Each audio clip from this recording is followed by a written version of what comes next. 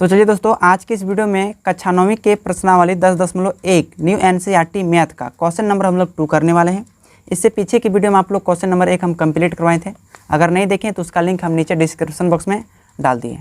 तो देखिए question number 2 क्या कह रहा है। कहा है कि किसी फ्लाईओवर की त्रिभुजाकार दीवार को विज्ञापनों के लिए प्रयोग किया जाता है। फ्लाईओवर का मतलब ध्यान से देखिए, एक तरफ नीचे से गाड़ी पार हो रहा है तो ऊपर में पार हो रहा है, यहाँ पुल है तो इसी को बोलेंगे फ्लाईओवर। तो इसमें क्या होता है, विज्ञापनों के प्रयोग के लिए दिया जाता है। दीवार की भुजाओं की लंबाई 122 मीटर, 22 मीटर और 120 मीटर है। जैसे कि आकृति में देख सकते हैं, इस भुजा की लंबाई 122 मीटर है और नीचे वाला 120 मीटर और ये वाला है 22 मीटर। आपके बुक में भी दिया होगा। आगे क्वेश्चन कहा है कि इस विज्ञापन से प्रतिवर्ष मतलब प्रत्येक वर्ष 5000 रुपया प्रति मीटर स्क्वायर की प्राप्ति होती है। मतलब 1 मीटर स्क्वायर की दर से प्रत्येक वर्ष 5000 रुपया प्राप्त होती है। तो एक कंपनी ने एक दीवार को विज्ञापन देने के लिए 3 महीने के लिए किराए पर लिया। किराए मतलब भाड़ा। इस दीवार को कितने महीने के लिए? 3 महीने के लिए किराए पर, ताकि अपने कंपनी का प्रचार और प्रसार कर सके इस दीवार पर, है ना, इसलिए किराए पर लिया।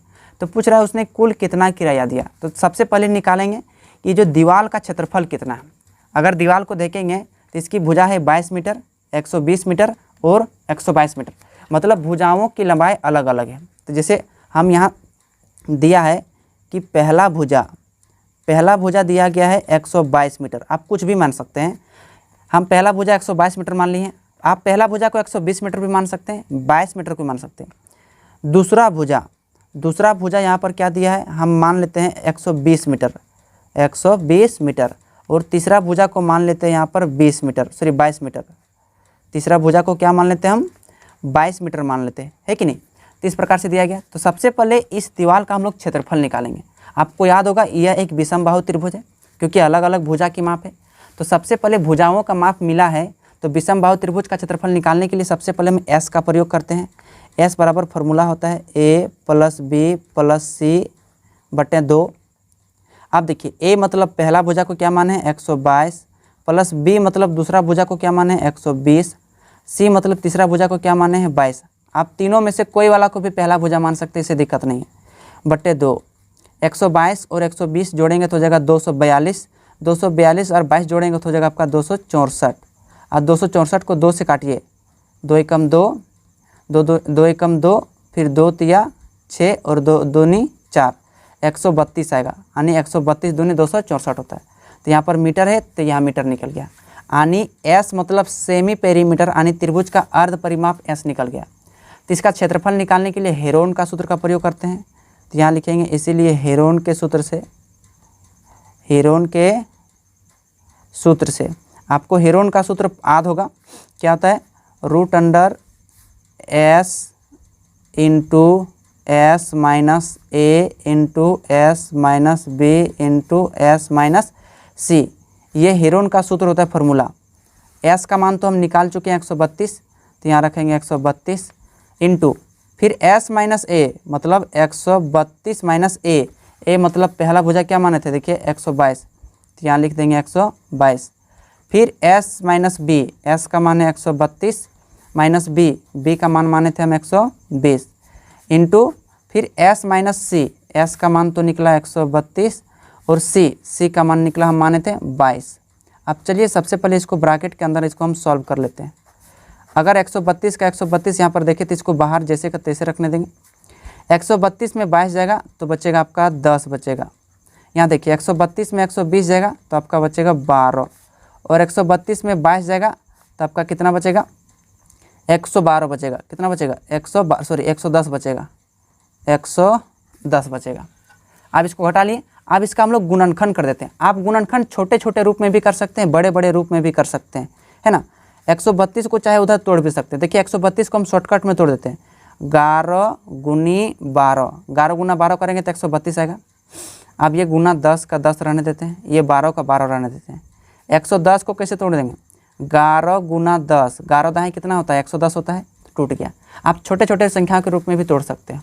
आप देखिए ये को 11 और ये 11 यहाँ पर 11, ये दोनों का क्या मिल गया, जोड़ा मिल गया। तो 11 मिलकर क्या हो जाएगा 12 आ जाएगा, क्योंकि रूट के अंदर 2 का संख्या मिलता है तो 1 बाहर आ जाता है। इस प्रकार से यहाँ भी 12 और यहाँ 12, 2 को मिल गया 12 तो एगो 12 बाहर आ जाएगा, एगो 10 और यहाँ 10 मिल गया तो 10 क्या आ जाएगा, 10 बाहर आ जाएगा। तो 11 12 10 ये तीनों रूट से बाहर आ गया है। चलिए आपको गुना करते हैं। तो यहाँ 12 गुना 11 करेंगे तो आता है 132 आता है, और यहाँ 10 से हम यदि गुना करेंगे तो 10 से गुना करेंगे 0 बढ़ जाएगा, तो इतना मीटर स्क्वायर 1320 मीटर स्क्वायर। तो इसमें आगे कहा गया कि इस विज्ञापन से प्रति वर्ष 5000 रुपये प्रति मीटर की प्राप्ति होती है। मतलब एक वर्ष में 1 मीटर स्क्वायर की दर से 5000 रुपया प्राप्त होता है। तो एक कंपनी ने एक दीवार को विज्ञापन देने के लिए 3 महीने के लिए किराए पर लिया, उसने कुल कितना किराया दिया। तो चलिए इसको भी लिख लेते हैं। तो लिखेंगे चूँकि 1 मीटर स्क्वायर की दर से प्रति वर्ष का किराया,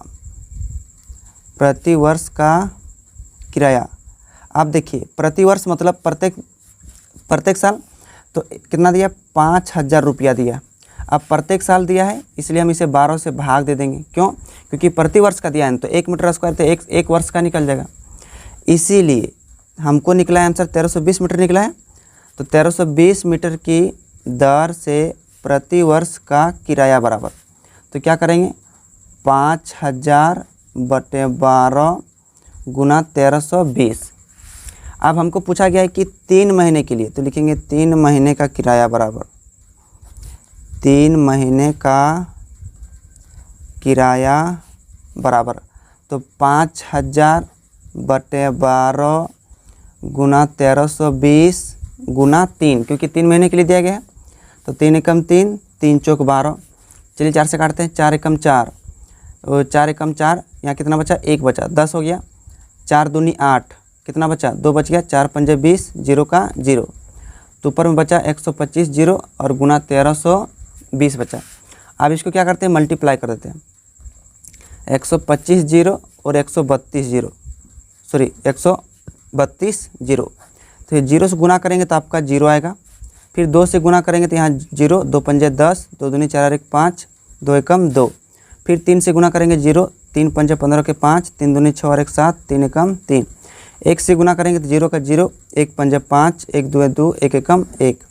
चलिए यहाँ 0 0 हो जाएगा, फिर 0 का 0, 0 का 0, और यहाँ पर हो जाएगा 5 5 10 के 0, 5 7 12, 2 14 और 1 15, 3 2 5 और 1 6, 1 का 1 आ गया, 16 5 4 गो 0, यानी इतना रुपया उसको देना पड़ेगा। और यही आपका क्या हो जाएगा, आपका आंसर हो जाएगा, है ना। तो इसी में क्वेश्चन नंबर 2 को हम कंप्लीट किए। आप चाहे तो इसे साथ साथ में नोट डाउन भी कर सकते हैं इजीली तरीके से। यहाँ तक हम लिख देते हैं, इसके बाद यहाँ वाला नोट डाउन कर सकते हैं। तो आशा करते हैं कि क्वेश्चन नंबर 2 को भी आप इजी तरीके से समझ गए होंगे। तो इस वीडियो को पसंद आया तो एक लाइक कीजिए, चैनल पर आप नए हैं तो चैनल को सब्सक्राइब करके साथ में बेल आइकन भी दबा दीजिएगा। चलिए फिर मिलते हैं क्वेश्चन नंबर 3 के साथ, तब तक के लिए धन्यवाद।